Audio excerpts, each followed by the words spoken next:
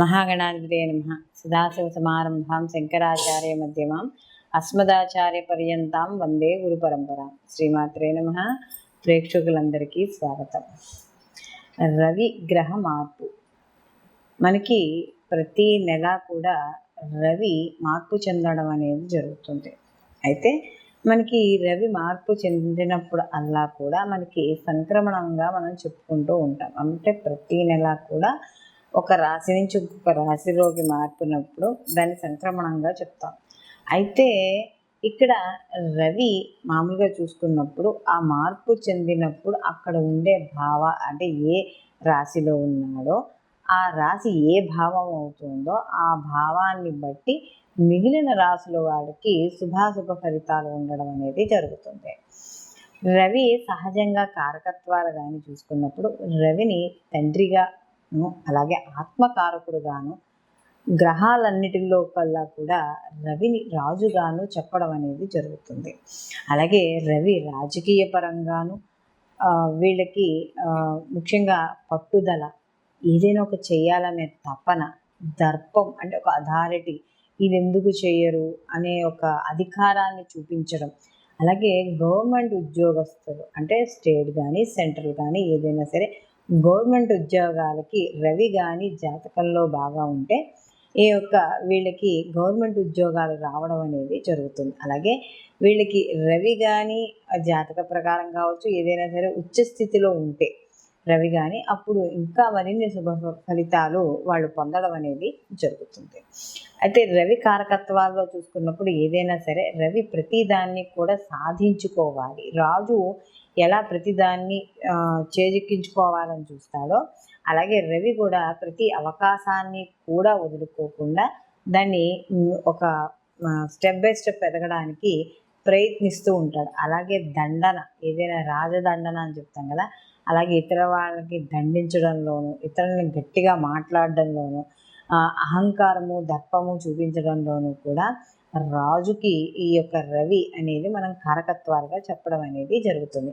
అలాగే పోలీస్ శాఖ, cyber security, వీటన్నింటికి కూడా ఈ రవికి సంబంధించిన సంబంధం అనేది మాత్రం తప్పనిసరిగా ఉండడం అనేది జరుగుతుంది. కాబట్టి ఇలాంటి రవి ఇప్పుడు మనకి ఈ మార్చి 16వ తారీఖున అంటే 16/3/2024 నుండి మనకి ఈ యొక్క రవి మార్పు చెందడం అనేది జరుగుతోంది. ఎప్పుడు వరకు అని అనుకున్నప్పుడు మనకి ఇంచుమించు నెక్స్ట్ మంత్ అంటే మార్చి నుంచి మనకి ఇంకొక నెల పాటుగా ఈ రవి ఎప్పుడైతే మార్పు చెందుతున్నాడో ఎక్కడి నుంచి వెళ్తున్నాడో అని అంటే ఆయన కుంభరాశిలోంచి మనకి మీనరాశిలోకి ప్రవేశించడం అనేది జరుగుతోంది. కాబట్టి దీనివల్ల ద్వాదశ రాశుల వారికి రవి గ్రహము శుభాశుభ ఫలితాలు ఏ విధంగా ఇస్తాడో మనం ఇప్పుడు తెలుసుకుందాం.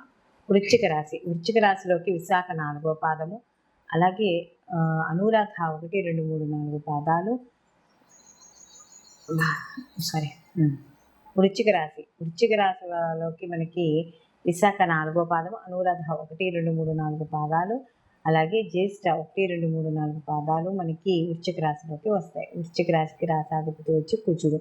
అయితే వృశ్చిక రాశిలోకి ఎప్పుడైతే ఈ రవి చతుర్థ స్థానం నుండి పంచమ స్థానంలోకి ప్రయాణం చేయడం అనేది జరుగుతుంది, ఎప్పుడైతే మార్పు చెందుతుందో వీళ్ళకి అర్ధాష్టమ రవి యొక్క ప్రభావం అనేది కాస్త తగ్గుముఖం పట్టడం అనేది జరుగుతుంది. అయితే ప్రభావం పంచమ స్థానంలో ఉండడం వల్ల కాస్త వీళ్ళకి శుభ ఫలితాలు లేకపోయినా కూడా వీళ్ళకి కాస్త అర్ధాష్టమ రవి యొక్క ప్రభావం మాత్రం తగ్గడం అనేది జరుగుతుంది. కాబట్టి సంతాన విషయాల్లో ముఖ్యంగా జాగ్రత్త అనేది వహించాలి.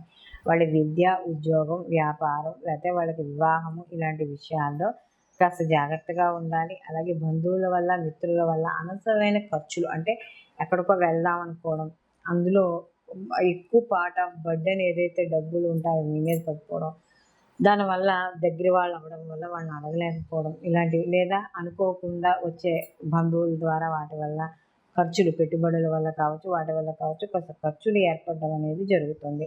అలాగే పోనీ వాళ్ళ వల్ల ఏమైనా మెప్పు పొందుతారా అంటే వాళ్ళ వల్ల ఏమీ మెప్పు పొందడం అంటూ ఏమీ లేదు. ఏదో రకంగా చిన్న చిన్న సమస్యలు కానీ వాళ్ళ మాట్లాడే మాటల వల్ల కాస్త కొంచెం లోగా ఫీల్ అవ్వడం కానీ ఇలాంటివి కూడా ఎక్కువగా కనబడుతూ ఉంటాయి.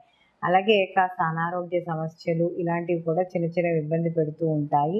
అలాగే ఏ పని మీద కూడా శ్రద్ధ లేకపోవడం, సరియైన అవగాహన ఉన్నా లేకపోయినా కూడా ముందర శ్రద్ధ లేకపోవడం. ఆ శ్రద్ధ ఎప్పుడైతే లేదో ఆ పనిని చాలా లేజీగా చేయడం, పని ఆలస్యం అవ్వడం వల్ల కొంత ఇతరుల వల్ల కావచ్చు, లేకపోతే ఇంట్లో వాళ్ళ వల్ల కావచ్చు, బయట వాళ్ళ వల్ల కావచ్చు, చేసే వృత్తి ఉద్యోగాల వల్ల కావచ్చు, కొంత వ్యతిరేకతలు ఏర్పడడం, ఇలాంటివన్నీ కూడా అంటే మాటలు అంటే గొప్పన అవతల వాళ్ళు మిమ్మల్ని అవమానం చేయడం, ఇలాంటివి కూడా ఉంటాయి. అలాగే ఎక్కువగా ఆలోచన మనోవిచారాన్ని ఎక్కువగా చేస్తున్న ప్రతిదానికి ఏదో కోల్పోయిన వాళ్ళలా ఉండడము, ఇలాంటివన్నీ కూడా ఎక్కువగా కనపడుతూ ఉంటాయి. కాబట్టి ఏవైతే కార్యక్రమాలు చేస్తున్నారో కార్యక్రమాల్లో కూడా విఘ్నాలు ఏర్పడడం అనేది వృశ్చిక రాశి వాళ్ళకి కనబడుతుంది. అయితే వీళ్ళు ఇక్కడ పంచమ స్థానంలో ఉన్నారు కాబట్టి ఎవరైతే ఐవీఎఫ్లు అలాంటివి చేస్తున్నారో వాళ్ళు కొంచెం జాగ్రత్త వహించుకుంటూ ముందుకు వెళ్ళడం అనేది మంచిది. అంటే ప్రతిదాన్ని కూడా కూలంకుషంగా ఆలోచించుకోవాలి. అలాగే దైవారాధన అనేది చాలా అవసరము. వృత్తి ఉద్యోగాల్లో ఎవరైతే ఉన్నారో వాళ్ళందరికీ కూడా సామాన్యమైన ఫలితాలు గోచరించడం అనేది జరుగుతోంది. వీళ్ళు మరిన్ని మంచి ఫలితాలు పొందడానికి వీళ్ళు ప్రతి నిత్యము కూడా వీళ్ళు ఈ యొక్క రవికి సంబంధించిన అర్ఘ్యాలు ఇవ్వడము, లేదా సూర్యాష్టకం చదువుకోవడం, నవగ్రహాల చుట్టూరా ప్రతిరోజు కూడా 11 ప్రదక్షిణాలు చేయడం ద్వారా మరిన్ని మంచి ఫలితాలు పొందుతారు. అలాగే ఆదివారాలు కాస్త నియమాలు పాటించడం అనేది చెప్పదగ్గ సూచన. మనం ఇప్పుడు రవికి సంబంధించి ఏ రాశి వాళ్ళకి ఎలా ఉంటుంది అనే విషయాన్ని మనం ఇప్పుడు తెలుసుకున్నాం. అయితే సహజంగా ఇప్పుడు మనం తెలుసుకున్నవన్నీ కూడా గోచార ఫలితాలు. అయితే గోచార ఫలితాలు అనేవి కొంతవరకు ఫలితాన్ని ఇవ్వడం, అంటే ఒక 30% ఈ గోచార ఫలితాలు వీళ్ళకి అనుకున్నట్టుగా ఫలితాన్ని ఇవ్వడం అనేది జరుగుతుంది. దీంతో పాటుగా మిగిలిన గ్రహాల యొక్క వీక్షణ, వాటి యొక్క స్థితి, అవి ఇచ్చే శుభాశుభ ఫలితాలు కూడా కొంతవరకు ఆధారపడడం అనేది జరుగుతుంది. అందులోనూ రవి ఈ యొక్క మనం ఏదైతే ఇప్పుడు చెప్పుకున్నామో రవి యొక్క కలయిక మిగతా గ్రహాలతో కలిసినప్పుడు వాటి యొక్క శుభాశుభ ఫలితాలు కూడా కొంత మార్పు చెందుతూ ఉండడం అనేది జరుగుతుంది. కాబట్టి ఇక్కడ మనం ఈ గోచార ఫలితాలతో పాటుగా జన్మజాతక ఫలితాలు కూడా తప్పనిసరిగా పరిశీలనలోకి తీసుకోవాలి. అంటే మనం పుట్టిన సమయము ఏదైతే ఉందో ఆ సమయము, డేట్ ఆఫ్ బర్త్, ఇవన్నీ కూడా ప్లేస్ ఆఫ్ బర్త్ ఇవన్నీ చూసుకుని వాటి ద్వారా మనం ఒక జన్మ జాతకం అంటే వ్యక్తిగత జాతకం అనేది వస్తుంది. ఆ వ్యక్తిగత జాతకానికి ఈ గోచార ఫలితాలను అనుసంధానం చేసుకొని రెండింటినీ కలిపి రిజల్ట్స్ చూసుకొని ఈ సమయంలో మనం ఏ పని చేపట్టవచ్చు, ఏ పని చేపట్టకూడదు, లేకపోతే అసలు మనం ఆలోచనలు ఏంటి, వివాహానికి సంబంధించి కావచ్చు, విద్యకు కావచ్చు, కొత్తగా ఏమైనా వ్యాపారాలు చేపట్టేటప్పుడు కావచ్చు, ఏ రకమైన వాటికైనా సరే ఈ గోచార ఫలితాలతో పాటు జన్మ జాతకంలో మీకు జరుగుతున్న మహర్దశలు ఏమిటి, అంతర్దశలు ఏమిటి, ఏది బలంగా ఉంది, గోచారం బలంగా ఉందా, లేకపోతే జన్మజాతకం బలంగా ఉందా, లేకపోతే ఏదైనా తప్పదు ఈ పని ఒక పని చెయ్యాలి అని అనుకున్నప్పుడు ఎటువంటి పరిహారాలు చేయడం ద్వారా మనకి అంటే ఎటువంటి పరిహారాలు చేయడం ద్వారా ఇప్పుడు చేపట్టే పని ముందుకు వెళుతుంది, ఇలాంటివన్నీ కూడా గోచారంతో పాటు జన్మజాతక ఫలితాలను కూడా తప్పకుండా పరిశీలనలోకి తీసుకుని అప్పుడు ముందుకు వెళ్ళడం అనేది చేయడం ద్వారా కాస్త అనుకూలమైన ఫలితాలు మరింత ఎక్కువగా పొందడం అనేది జరుగుతుంది. సర్వే జన సుఖినో భవంతు, లోకా సంస్థ సుఖినో భవంతు.